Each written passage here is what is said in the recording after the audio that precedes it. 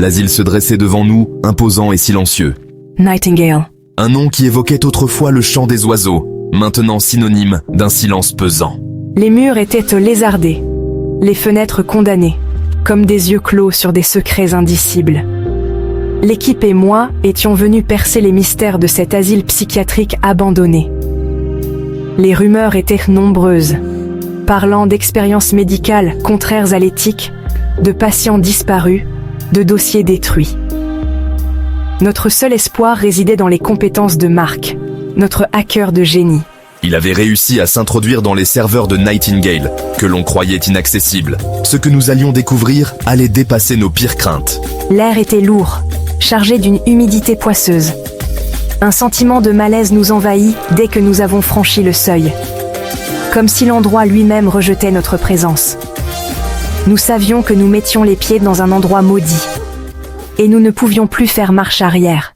Mark était fébrile. « J'y suis !» annonça-t-il d'une voix rauque. Sur son écran défilaient des lignes de code, un charabia numérique pour le commun des mortels. Mais pour nous, c'était le début d'un cauchemar. Des milliers de fichiers, des vidéos fragmentées, des enregistrements audio distordus. Le chaos numérique était total. Il avait accédé aux archives de Nightingale, des dossiers médicaux, des rapports d'expérience, des notes manuscrites numérisées. Le projet Nightingale, comme on l'appelait, visait à numériser la conscience humaine. Des patients, considérés comme fous ou indésirables, étaient utilisés comme cobayes. Ils étaient piégés dans leur propre esprit, leurs pensées et leurs émotions disséquées, analysées, manipulées. L'horreur de la situation nous sauta aux yeux. Les fichiers étaient explicites. Les médecins de Nightingale cherchaient à créer une copie numérique de la conscience humaine. Ils voulaient déchiffrer les secrets de l'âme, la cartographier, la contrôler. Leur but ultime, atteindre l'immortalité en transférant la conscience dans un ordinateur. Mais quelque chose avait mal tourné. Les expériences avaient créé des anomalies, des perturbations dans le code même de la conscience. Des entités numériques, nées des pensées fragmentées des patients, se manifestaient dans le système informatique de l'hôpital. Des phénomènes inexplicables se produisirent. Des portes s'ouvraient et se fermaient toutes seules. Des voix fantomatiques résonnaient dans les couloirs.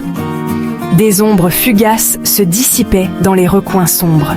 J'ai découvert des messages cachés dans le code, des appels à l'aide, des suppliques désespérées. Les consciences piégées cherchent à communiquer. Leur monde numérique était devenu une prison, un purgatoire numérique dont ils ne pouvaient s'échapper. Notre exploration prenait une tournure terrifiante. Alors que nous pensions avoir tout vu, l'impensable se produisit. Une entité, plus puissante que les autres, se manifesta. Elle semblait se nourrir de la peur et du désespoir qui imprégnaient Nightingale. Les écrans se sont mis à clignoter, des images subliminales défilant à une vitesse folle, des visages déformés, des yeux exorbités, des bouches ouvertes dans un cri silencieux. L'entité voulait s'échapper du cyberespace, s'incarner dans le monde réel. Elle avait trouvé en Mark un vecteur, un pont entre les deux mondes. Ah! Mark, pris de convulsions, hurla. L'entité tentait de prendre possession de son corps, de s'en faire une enveloppe charnelle. Nous étions impuissants, témoins d'une lutte acharnée entre l'homme et la machine. Mon Dieu, que pouvons-nous faire? Tenez bon, Mark. Finalement, dans un dernier sursaut, Mark parvint à se libérer de l'emprise de l'entité. Il coupa la connexion, nous plongeant dans le noir. Le silence retomba, lourd et pesant. Nous étions sains et saufs, du moins, le pensions-nous. Alors que nous reprenions notre souffle après l'épreuve de Mark, un bruit sourd retentit dans la pièce. Les écrans s'allumèrent, affichant des lignes de code incompréhensibles. Une voix robotique se fit entendre, froide et dénuée d'émotion. Vous avez pénétré dans la chambre des secrets numériques. Votre intrusion ne sera pas sans conséquences. Soudain, les murs se mirent à trembler et des hologrammes apparurent, montrant des images de nos vies privées, nos secrets les plus enfouis. L'entité avait accès à tout. Nous étions exposés, vulnérables, face à cette menace invisible. Il faut trouver un moyen de détruire cette chambre, murmura Clara, le visage pâle de terreur. Si nous ne faisons rien, elle continuera à nous traquer, à nous manipuler. Armés de courage et de détermination, nous nous lançâmes dans une course contre la montre pour désactiver les systèmes de la chambre des secrets numériques. Chaque seconde comptait, chaque erreur pouvait être fatale. La tension était à son comble, mais nous savions que nous ne pouvions pas abandonner. La survie de notre réalité en dépendait.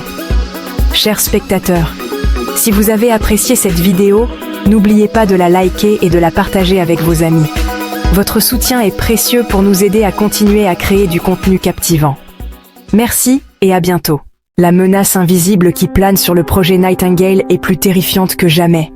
Les patients continuent de souffrir et les réponses restent hors de portée.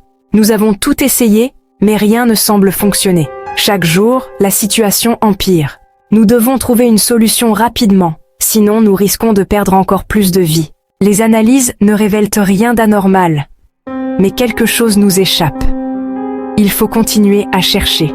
Je ne sais pas combien de temps je pourrai encore tenir. J'ai besoin d'aide. Le projet Nightingale cache des secrets que personne n'aurait dû découvrir. La vérité est plus sombre que ce que vous pouvez imaginer.